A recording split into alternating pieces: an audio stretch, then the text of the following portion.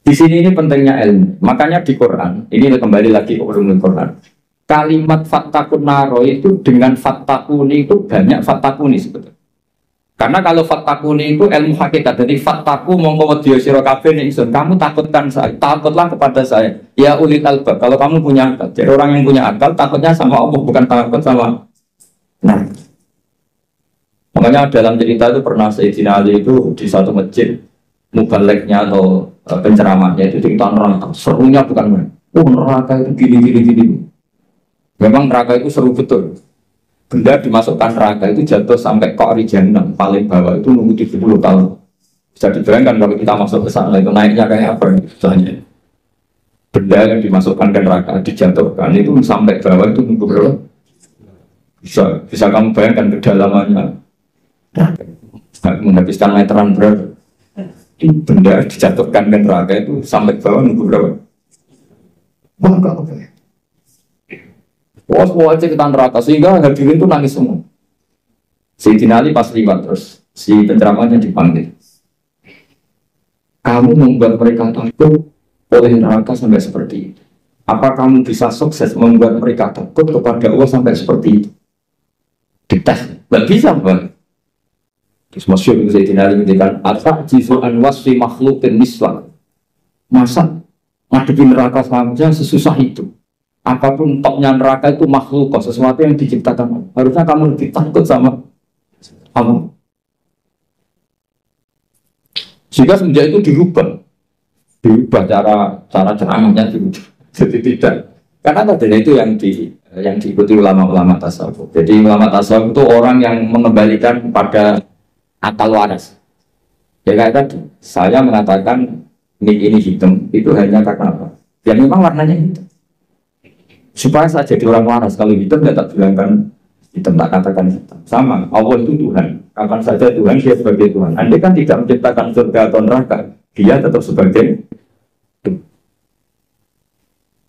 Jadi kesetatusan Tuhan Allah itu tidak bikin neraka atau kita ini adalah orang yang sudah berdiri sama pendidikan. Untuk diangkat dosen apa tidak, kita tetap ngajar di mana saja, kapan. Senyum adalah kebaikan. Bahwa kamu sedang jadi pegawai bank maupun enggak, ya tetap semuanya harus peduli sama yatim piatu, ya sudah satu kebaikan. Bahwa kita pengurus yayasan apa enggak, ya tetap peduli sama yatim. Nah, itu ilmu hakikat. Sesuatu itu dikembalikan pada proporsi.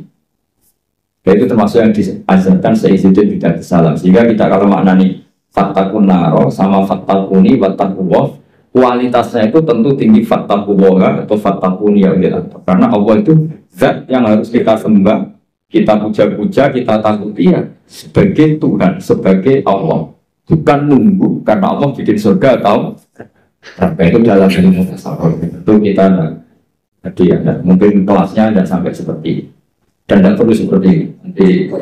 Sehingga terus ibadah yang ingin masuk surga itu disebut ibadah tujar, apa? Ibadahnya para apa? Jadi harus ada untungnya. Jadi Allah berarti mitra mudakan. Itu sopan nggak kira-kira? Ya Allah tak sembah, tapi ada syaratnya. Apa? Ya saya harus masukkan ke. Berkata Allah kalau nyembahnya tidak benar tak kurangi. Ternyata poin kamu tak. Ya nanti kan jadi panjang, apa?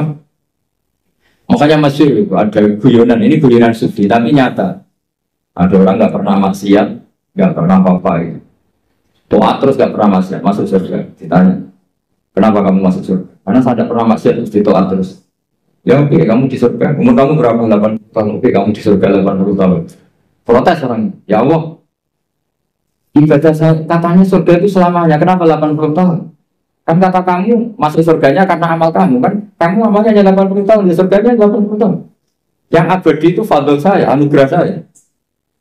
Ya sudah pasti sama masuk surga karena fadl kamu, karena sudah tidak jadi sudah karena artinya kalau kamu nyembah Allah karena ingin masuk surga, kemudian ibadah kamu konversi jadi surga, itu berdurasi. Ya harusnya sholat seperti itu pahalanya hanya sekian, sudah sekian saja. Makanya orang-orang tasawuf itu takut kalau ibadahnya seperti itu. Makanya orang tasawuf itu ikutnya ya walladzina amanu asyaddu hubbal. Orang-orang yang mukmin itu harus sangat mencintai.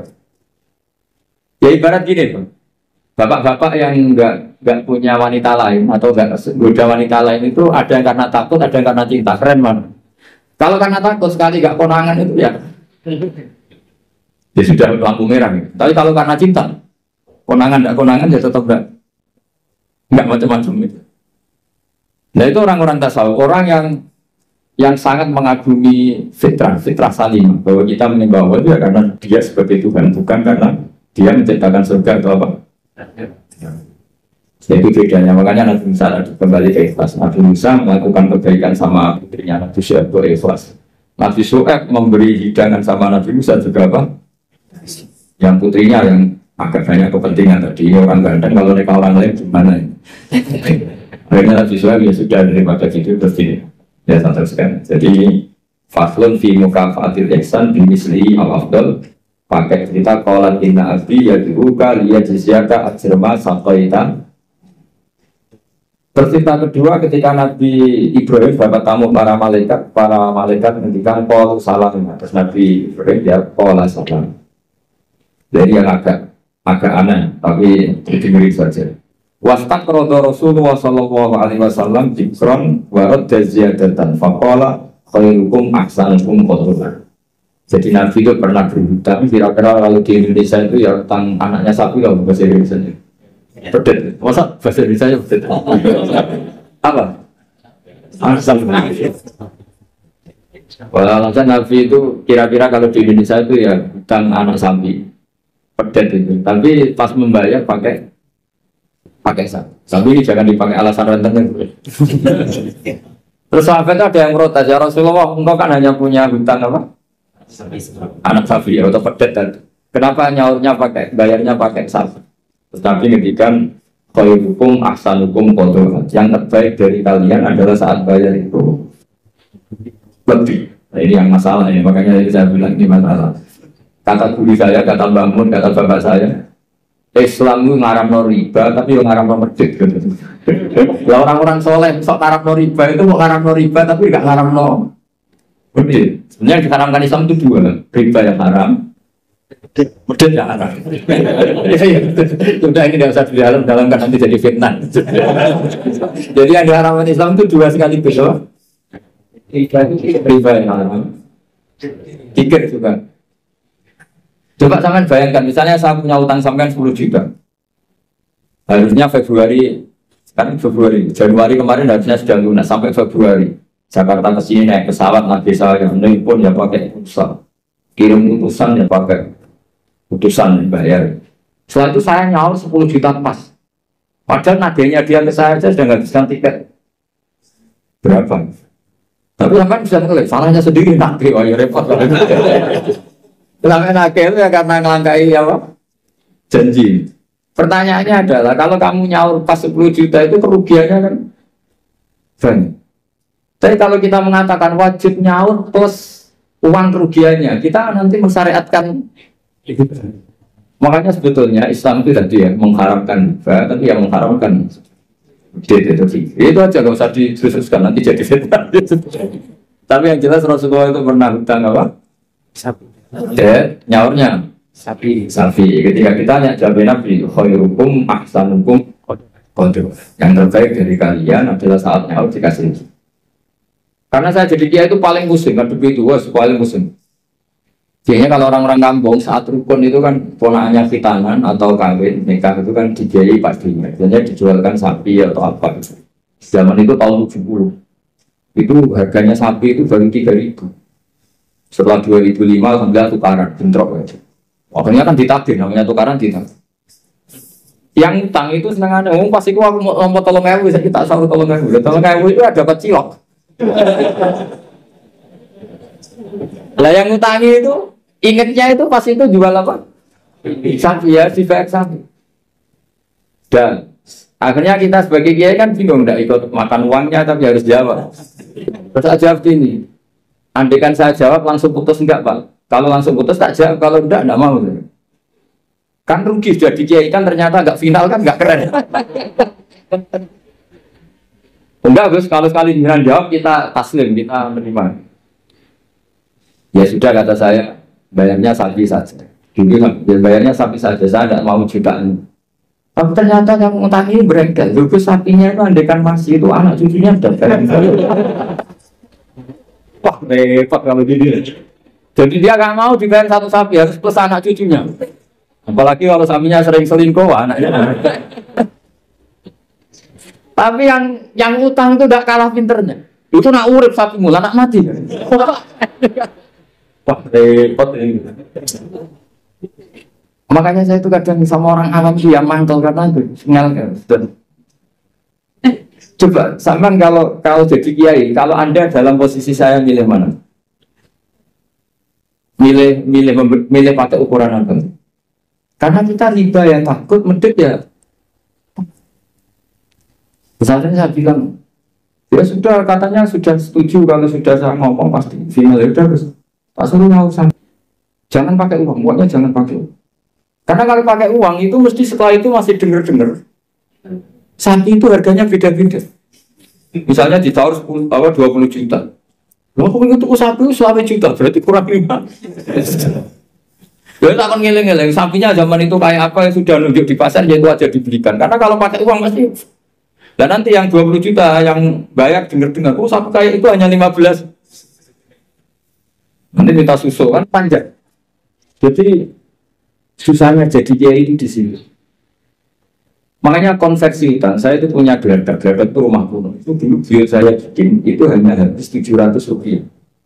Sekarang geladak saya pernah orang antik itu nawar sampai 500 juta. Coba kalau itu dinilai dulu itu hanya 700. Makanya ada cerita. Lalu riba itu maknanya apa? Menambahkan dari nilai intrinsik uang apa-apa. Debat. Udah ini enggak kajian debat tentang itu malah jadi fitnah. Yang jelas saya pastikan di majelis ini fatwa saya riba yang haram, medit ya. Ini mesti aman deh. Riba yang haram, medit ya. Kita cerita apa? Nabi itu wastak rodo Rasulullah tikron tapi warudja ziyadatan. Ziyadah di sini itu bukan uang. Di semua riwayat apa bukannya pedet, nyaurnya itu sapi, jadi bukan pedet plus uang atau duit itu enggak. Bangsa teruskan. Faslun fil ihsan fil ghorsi. Jadi ada orang nanam tanaman di mana saja, kemudian kata Rasulullah SAW ngendikane, "Ma min muslimin yaghrisu ghorsan ila kana ma ukila minhu sadaqatan wa ma suriqa minhu sadaqatan." Jadi Nabi itu kadang ngendikan, "Wa ma akala sabu fa walahu sadaqah."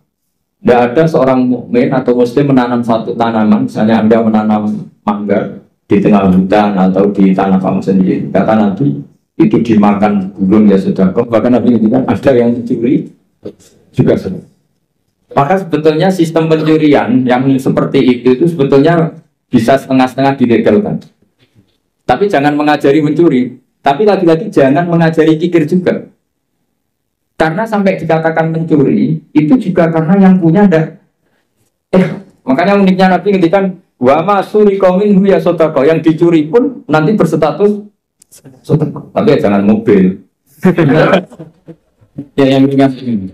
Itu kalau di kampung saya, umumnya kampung masih di kampung. Di kampung itu ada adat unik. Kalau ada orang punya semangka banyak, kemudian ada tukang penggembala ngambil satu. Itu kalau ditabui atau disalahkan, itu orang menyalahkan yang punya semangka. Wong kok medhite ngono kok geger. Ada konsensus, ada apa? Jadi agama itu yang ngaramkan nyuri, tapi juga ngaramkan medhit. Itu jadi perlu dicatat. Coba sama lihat di kampung-kampung, ada orang punya 1 hektar atau 1 ladang, terus punya mangga banyak. Ada yang nyuri 1 digebukin, orang nyalahkan siapa? Nyalakan yang dibukin apa nyalakan yang ini? Nyalakan yang dibukin. Nah yang nyuri akan karwan salah, jadi gak perlu disalahin gitu. Tapi yang jelas Nabi ngintikan kalau ada orang punya tanaman, kemudian dimakan hewan atau dicuri, bahasanya Nabi masih sulit kok. Maka itu menjadi sedekahnya dia.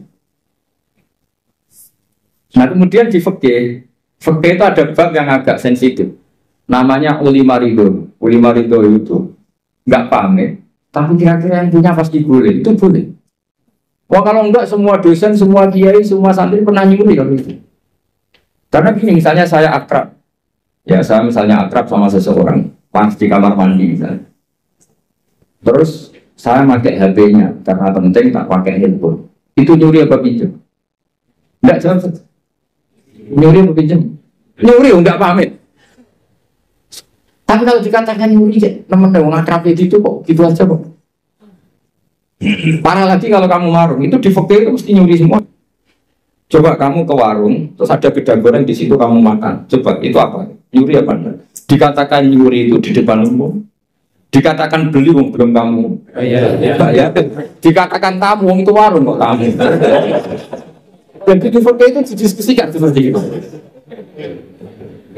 Nah, kalau dikatakan, ya coba itu status kamu makan itu apa coba? Ketika Anda makan statusnya apa? Nyuri kan, kalau kebetulan bakulnya pas ke dalam. Loh, nyatanya ada yang nyuri juga, habis 3 bilang 2. Itu seperti itu. Nah di fikih itu sampai jadi debat itu. Jadi perdebatan seru itu. Namanya bek mu'ato. Fikih itu bakas bek apa?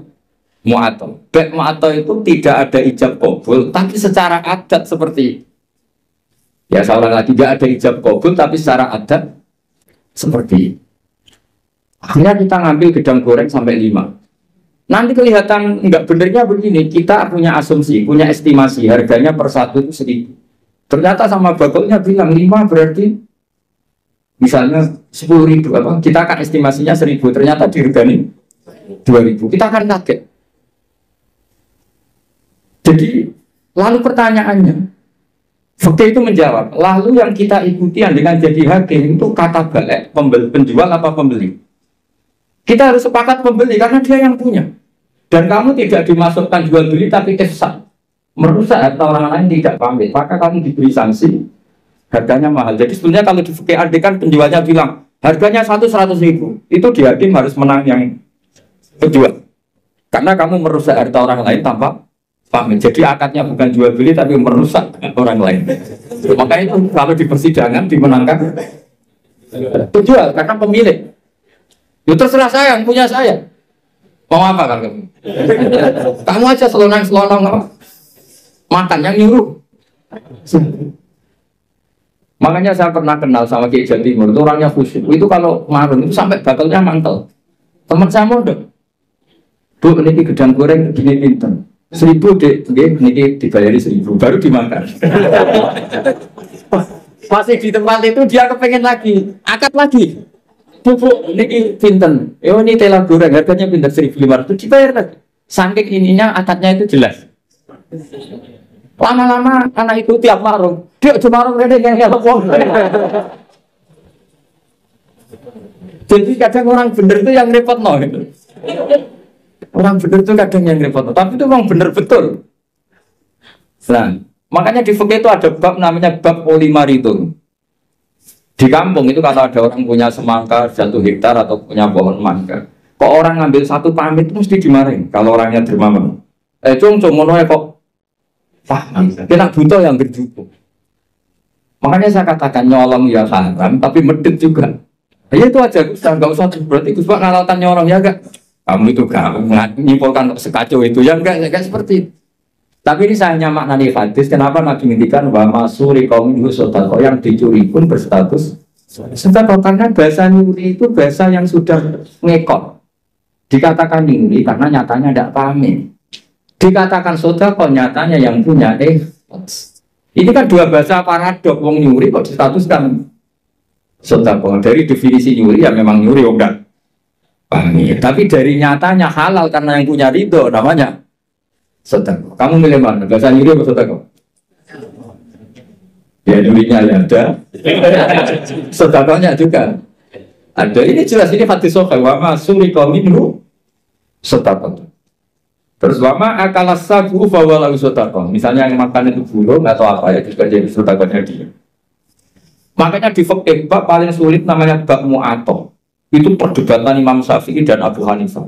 Mu'ato itu adalah satu akad jual beli yang ditentukan oleh adat. Tidak ada ijab qabul. Ya itu tadi kayak orang marun tadi. Orang marun lalu makan gedang goreng itu statusnya apa? Atau naik bis. Sama kan nggak pernah kepikiran, karena sama nggak pernah mengkaji fikih serius. Yang kepikiran ya kita ini yang mengkaji fikih itu Pak. Saya naik bis, biasanya saya kalau dari Jogja sering bis dari Semarang sampai Pandangan, sampai rumah saya di Pandangan 4 jam dari Semarang. Jadi kalau saya ngajak di sini itu 8 jam. Jadi kalau sampai tidak pintar ya kebangetan 8 jam. Coba sampai sekarang misalnya saya mau ke Jakarta, ada bis tak stop, berhenti kan, terus saya naik. Setelah 100 kilo atau 50 kilo baru ada tarikan uang, bayarnya sekian. Lalu sebelum Anda bayar kita punya apa? Pinjam apa gasal? Nggak pinjam apa gasal? Dikatakan gasal kan supirnya yang berhenti. Terus dikatakan pinjam, nyatanya nanti disuruh bayar. Dikatakan bayar di durasi waktu itu belum bayar, statusnya apa?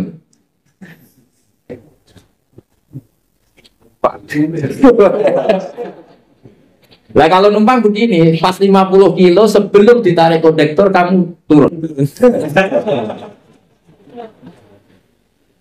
Jadi fakta itu punya sekian VR. Makanya di fakta itu mau tidak mau harus ada bab bagaimana transaksi sing lima itu tidak ada akad yang verbal maupun eksplisit, tapi sudah diketahui kali itu pasti itu.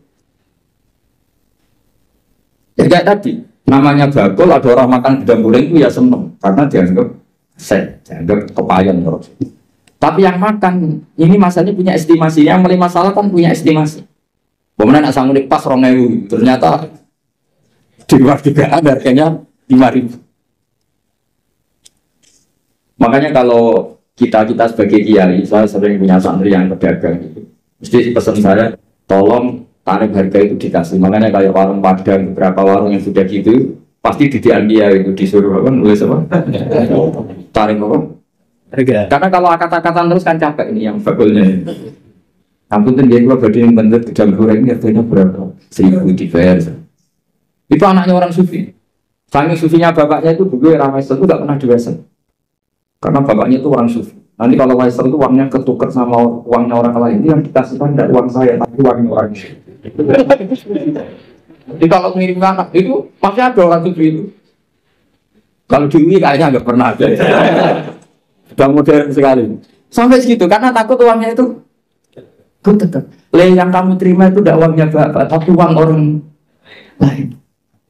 Coba seperti itu sah nggak? Misalnya Wesel online, yang dikasihkan uang kamu apa uang orang lain? Boleh nggak? Itu kalau menurut teori profesional kan nggak boleh. Mau miliknya orang lain kok di. Yang menjadikan boleh karena apa? Ulama ridho, orang lain itu juga ridho karena tergantung. Kalau kamu ngajukan kredit ke bank, uang yang dikasihkan kamu itu uangnya bank itu uang orang banyak. Pamit gak? Wah ini bisa panjang kalau secara fikih.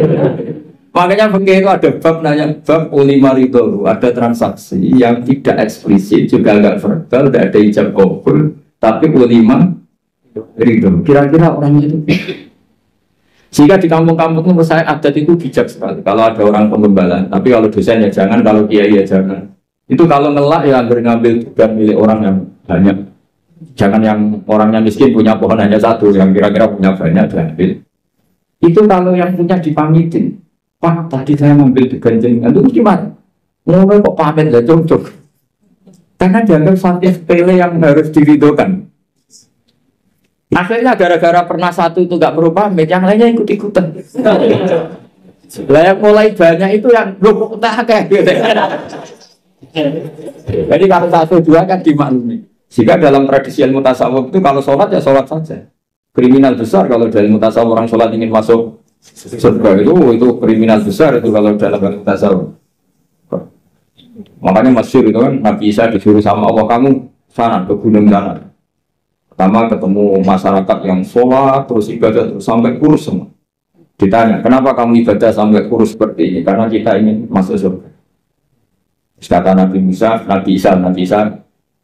ibadah itu tijar. Ini ibadahnya pedagang. Kalau melakukan sesuatu harus dapat laba. Komentari ibadah itu tijar. Terus jalan lagi Ketemu orang yang sama, yang kurus, yang ibadah terus, ditanya, kenapa kamu ibadah terus? Kita takut neraka. Kata Nabi Isa, ibadatul ibad. Ini ibadahnya para budak. Jadi melakukan pekerjaan karena ketakutan. Dia majikan, dia rektor, dia pimpinan. Itu namanya ubad, itu budak. Takut ditegur dosen, ditegur atasan. Terus kelompok ketiga, itu orangnya happy. Coro Jawa itu badannya klemis itu nyaman. Air mukanya ya nyaman, fisiknya ya nyaman, ibadah ya nyaman. Ditanya, kenapa kamu nyembah sama Allah? Karena rindu, karena senang. Nabi Isa ikut gabung yang itu. Ibadatul muhibbi, bahasanya orang yang dicintai. Karena sebetulnya Allah itu yang tersinggung. Masyhur itu dalam riwayat hadis qudsi Allah ngendikan gini. Ada orang soleh ibadah terus. Kenapa kamu nyembah saya? Ya karena saya ingin masuk surgamu ya Allah. Yang satu ditanya, kenapa kamu nyembah saya? Saya takut nerakamu ya Allah. Dikata Allah, laulam akhluk jannatan wala naran alam akun ahlan an uto'an. Itu masyhur. Sama harus hafal hadis itu supaya nanti ikhlas. Ya dihafalin aja, gampang hafalannya. Laulam akhluk, andaikan saya tidak menciptakan, akhluk itu mutakalim, jannatan, saya tidak menciptakan surga wala naran dan tidak menciptakan neraka. Alam akun ahlan anu to'ah. Apa tersatu itu pantas buat sembah. Dia tetap pantas sih. Nah itu makanya saya itu kalau ngaji di mana-mana tuh bikin analogi. Saya orang yang sering bikin analogi tentang ilmu hakikat. Misalnya gini, sampai nggak tanya, ini warnanya apa? Sampai jawab apa? Hitam kan? Minta bayaran apa enggak? Enggak kan? 1 tambah 1 itu berapa? 2. Kita biasa ikhlas mengatakan 1 tambah 1 2. Tidak bilang gini, kalau dikasih 1 juta tak jawab 2, kalau enggak tak jawab 4. Enggak begitu kan? Artinya kita sering ikhlas mengatakan 1 ditambah 1 2. Itu ikhlas sekali. Enggak ada yang bayar yang jawab 2. Tapi kenapa saat Anda mengatakan Allah Tuhan juga itu hakikat, nunggu digajar surga? Itu kan kacau sekali di dalam. Kita sering ikhlas mengatakan kebenaran. Misalnya 1 tambah 1 2. Ini meja warnanya hitam. Ikhlas gak teman? Ikhlas. Tapi saat Anda mengatakan Allah itu Tuhan, minta surga. Ya tapi maklum kamu tidak usah ke sana, nanti gak jadi dosen jadi wali nanti repot. Nah ini cerita aja, cerita bahwa dosen juga bisa jadi wali. Tapi nanti kalau latihan ya itu tadi, gak usah gaji, gak usah penghormatan, gak usah macam-macam. Bisa masalah kan, masalah di rumah, maksudnya gak masalah di kamu. Tapi itu memang latihan, ilmu itu harus dilatih. Sehingga kita ini sama Allah malu. Malunya adalah saat kita mengatakan 1 tambah 1 2 tidak karena upah, hanya karena ingin kita ngomong hakikat. Hakikatnya memang 1 tambah 1 2. Nah Allah itu hakikatnya Tuhan. Di mana-mana Tuhan itu ya layak disembah. Makanya kata Allah, andai kan saya tidak menciptakan surga atau neraka, apa lalu kamu tidak nyembah saya? Bisa saja orang ini jawab, ya udah lah Gusti rugi ngapain? Ini kan masalah gitu. Makanya sebetulnya Allah itu tersinggung sama orang-orang yang nyembah karena surga atau karena. Tapi karena Allah itu zat yang baik, meskipun tersinggung itu ya baik-baik saja. Ini bedanya Allah sama makhluk. Artinya Allah itu zat yang sangat Rahman, sangat Ghafur. Meskipun tersinggung itu ya nggak apa-apa, tetap mengapresiasi ibadahnya orang-orang, kemudian diberi pahala apa? Maka dalam cerita-cerita sufi itu masyhur itu. Suatu saat Rabi Adawiyah itu bawa api, bawa oncor. Kalau dulu itu oncor. Ngerti nggak apa? Obor itu. Yang satu bawa air 1 gelas. Ditanya, kamu mau kemana? Mau bakar surga dan memadamkan neraka. Kenapa? Doanya Rabi'ah yang paling masyhur gitu. Ya Allah, jika saya menyembah Engkau karena ingin masuk surga, haramkan saya selamanya tidak akan masuk. Dan jika saya menyembah Engkau karena takut neraka, neraka akan saya isi sendiri, tidak usah diisi saya saja. Karena ini sudah ilah dari jati hakikat. Kalau kita bisa mengatakan 1 tambah 1 2 itu ikhlas tanpa presentasi apapun, kenapa mengatakan Allah Tuhan nunggu digaji surga? Jangan-jangan di hati kita kalau nggak ada surga kita tidak mengatakan Allah itu Tuhan. Jangan-jangan kalau kita tidak jadi dosen UI tidak peduli sama perjalanannya Islam di Indonesia. Jangan-jangan kalau saya nggak dikiaikan di UI saya tidak peduli sama perjalanan Islam di Indonesia. Itu kan lama-lama gitu. Saya senyum karena profesi saya pramugari. Di rumah kan enggak pramugari nanti, maka enggak perlu senyum. Kasihan suaminya tuh. Maka bahaya sekali kalau seperti itu. Dosen di kampus pengajar, di rumah tidak pengajar tapi penghajar. Itu nggak boleh seperti itu. Kalau dosen di kampus harus dosen di rumah. Kalau senyum di pesawat harus senyum di rumah karena senyum itu kebaikan. Kalau di pesawat baik ya di rumah baik. Ngajar itu kebaikan. Kalau di kampus baik ya di rumah. Allah itu Tuhan di mana-mana, Tuhan kapanpun sebagai dikatakan oleh Sayyidina Nabi Sallam. Beda ada cerita. Ya ulang lagi ya, kelebihannya kitab ini adalah misalnya satu cerita yang linear, tapi nanti menjadi kesimpulan hukum. Kita tahu Nabi Musa itu orang Israel yang hidup di Mesir. Mesir dulu bahasanya Al-Qibti. Makanya sekarang jadi Egypt. Jadi kalau dulu orang Arab dulu bilang apa Al-Qibtiyah, apa Al-Qibtiyah. Sehingga kalau mengistilahkan di antara istrinya Nabi namanya Maria Qibtiyah. Artinya berbangsa apa? Mesir. Jadi bahasa Mesir itu sebenarnya salah karena Misro itu artinya kota. Namanya itu ya Qibtiyah itu. Kalau Misro itu namanya kota. Nabi Musa hidup di Mesir, kemudian dianiaya oleh Fir'aun, ini kemudian beliau mau dibunuh, melarikan diri ke Madian. Melarikan diri ke Madian ini dirawat sama Nabi Syuaib. Nah, asal mula cerita, beliau di kawasan Madian, saat pernah di Wadi Musa itu sekarang ikut di Jordan. Jadi Madian sekarang itu ikut mana? Jordan. Saya pernah ke sana di Wadi Musa. Nah, beliau pas di situ santai-santai terus menemukan wajah ummatan minan nasi yaskun, orang rame-rame mengambil air terus wajah min dunihi imra'ataini apa? Tajudan. Qala ma khatbukuma terus qalata la nasqi hatta yusdira al-a'u wa abuna syaikhun kabir. Terus ada orang apa ngambil air terus di antara mereka itu ada dua perempuan. Tidak usah diteruskan cantik apa enggak karena Nabi itu enggak boleh jelalatan. Tapi yang jelas cantik. Karena putrinya Nabi itu enggak boleh jelek. Bukan, memang gitu Allah itu punya sunnah unik. Jadi istrinya Nabi, putrinya Nabi itu enggak boleh jelek. Karena nanti jadi makludan di taubah, jadi sasaran bulian. Jadi mulai dulu mengaturannya gitu. Enggak tahu saya bikin aturan siapa, tapi memang seperti itu. Sehingga kalau dalam tradisi kiai katanya marisi Nabi ilmunya susah, penting marisi punya istri cantik. Karena nggak ada Nabi yang istrinya jelek. Tapi kalau dosen boleh karena takdir. Karena ulama itu harus satu. Jadi pada marisi yang lain-lain itu berat ya sudah gitu. Akhirnya ini cerita, tapi ini nyata.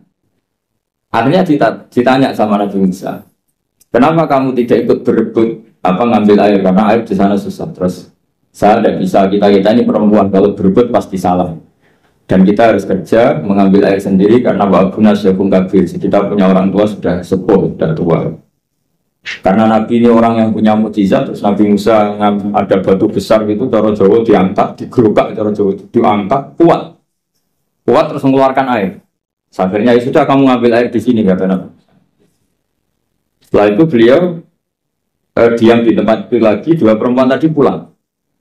Setelah pulang bilang ke abahnya, saya tadi ketemu seorang pemuda lah ini kalaunya ada katanya ganteng.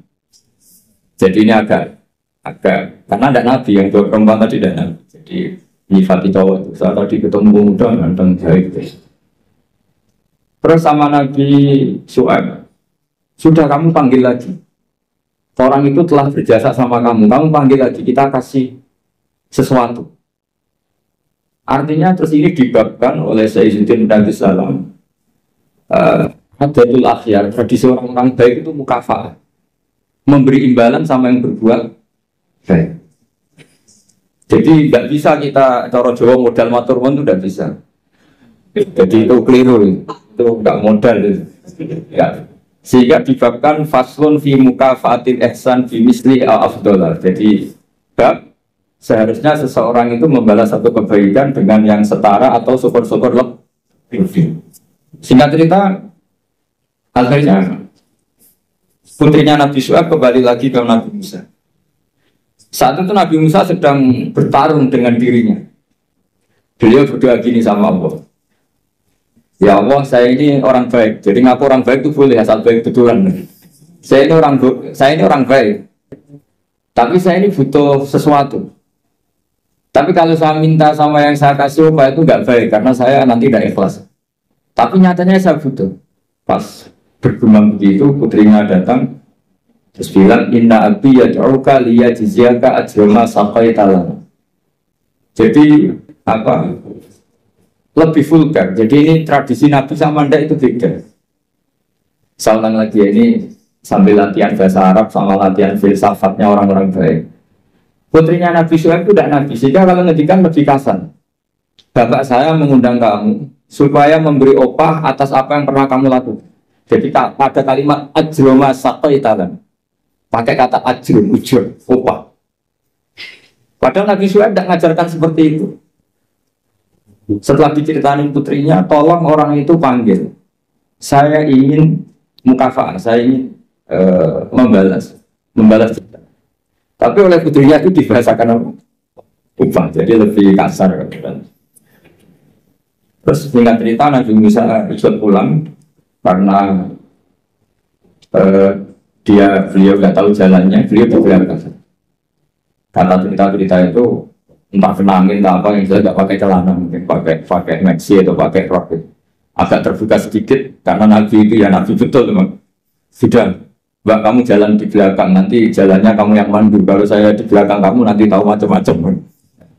Akhirnya Nabi Musa di depan, yang putrinya Nabi Syuaib di belakang. Terus kalau kanan kirinya dipandu, ayo kiri kanan gitu, soalnya gitu. Singkat cerita sampai di rumah sudah dihidangkan makanan yang lezat, yang mewah. Terus kata Nabi Musa, kita ini inna ahla baitin, kita ini dari keluarga terhormat yang tidak terlintas dapat balasan atas semua kebaikan yang kita lakukan. Jadi mukadimahnya sudah keren. Kita ini satu keluarga punya tradisi kalau melakukan kebaikan itu gak ingin dapat apa? Balasan. Kata Nabi Syuaib, kita dari satu keluarga yang kalau ada orang berbuat baik orang atur nuwun tapi menjamu. Pokoknya adu tradisi besar yang luhur tentu. Terus Nabi Musa dipaksa harus mau ikut apa? Makan jamuan. Yang mulai usul putrinya Nabi Syuaib tadi. Kata Nabi putrinya Nabi Syuaib muji-muji bahwa pemuda ini qawiyyun amin, orang yang kuat karena bisa ngangkat batu besar, aminun terpercaya karena harusnya bisa melihat entah apa, entah tumit, entah apa. Itu sudah satu kemewahan. Kalau di Arab melihat gitu tuh kemewahan. Kalau di Indonesia kan enggak. Karena banyak pakai celana pendek. Jadi itu kalau di Arab. Sampai orang Arab itu kalau melihat resepsi itu senang. Padahal orangnya cadaran itu kadang hanya melihat tumit. Itu sudah mewahnya, bukan main. Di sini alhamdulillah tidak mewah. Karena yang lebih ekstrim banyak.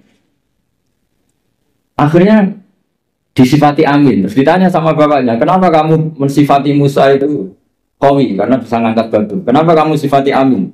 Tadi dia di belakang kita karena melihat sesuatu. Tadi tumit, tadi hanya tumit. Terus minta kita di belakang. Karena Nabi Syuaib tahu arahnya putrinya itu senang terus masyhur itu. Terus Nabi Syuaib ngendikan ini uridu an unkihaka iftabnataya hataini ala anta jironi sama yang saya ingin menikahkan kamu dengan salah satu putri saya. Tapi syaratnya kamu harus mengkhidmati saya bekerja di sini minimal 8 tahun. Karena Nabi Syuaib itu pedagang, jadi kalau gratisan nggak mau. Jadi Nabi Syuaib itu ya unik.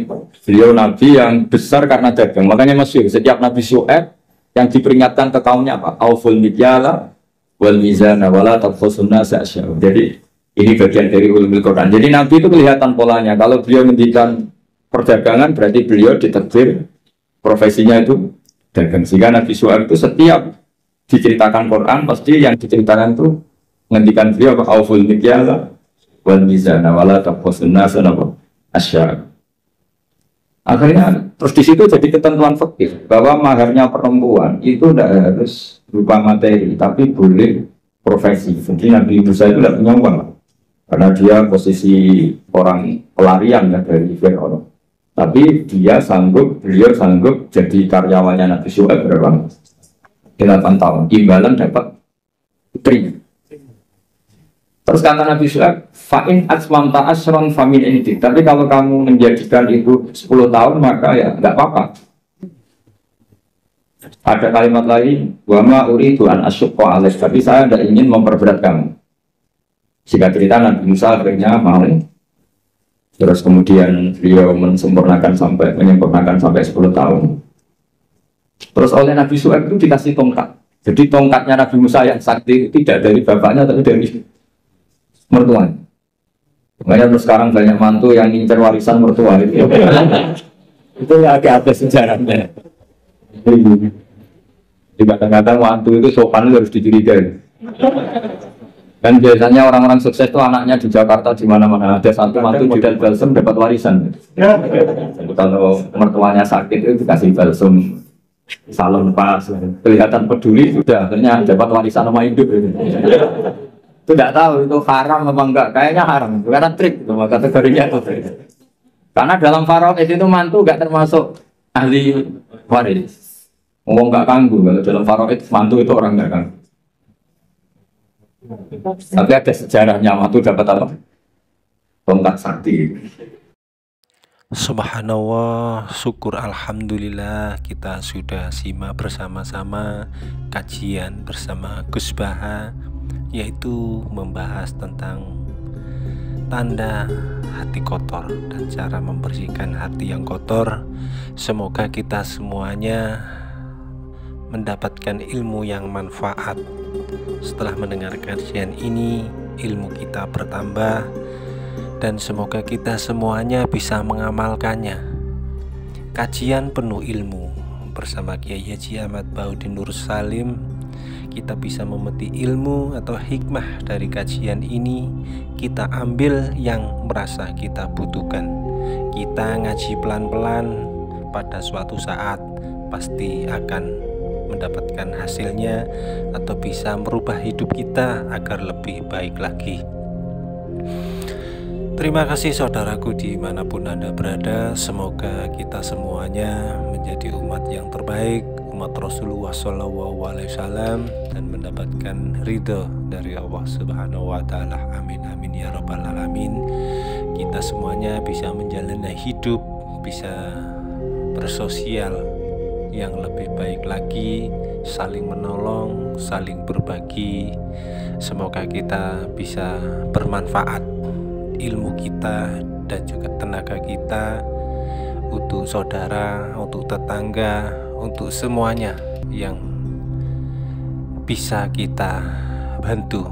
Mari kita bantu agar hidup kita lebih bermanfaat. Sampai bertemu di video berikutnya. Bila mana kami segenap admin yang fakir ilmu ada salah, mohon maaf yang sebesar-besarnya. Semoga kita semuanya dipertemukan kembali, kita bisa ngaji bareng koli ilmu bersama kiai, bersama ulama tentunya, agar kita semuanya bisa menjalankan ibadah sesuai apa yang diperintahkan dan meninggalkan apa yang dilarang.